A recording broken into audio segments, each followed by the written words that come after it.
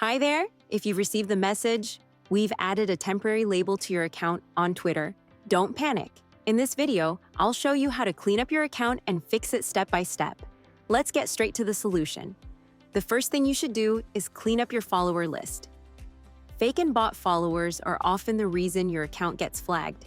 Here's how to remove them using Circleboom Twitter. Log in to Circleboom Twitter.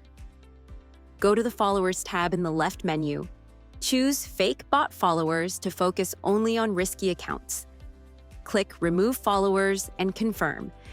If prompted, install the Circleboom Chrome extension and click Start to begin removing them. Once your followers are cleaned up, the next step is to review your tweet history. Some tweets may be triggering the label without you even realizing. Here's how to delete them. Go to Circleboom's Delete My Last Tweet section. You can filter tweets by keywords, engagement, hashtags, or date. Select tweets that look problematic. Click Delete, then Confirm. Now your account is cleaner and more secure, giving you a better chance of getting that temporary label lifted.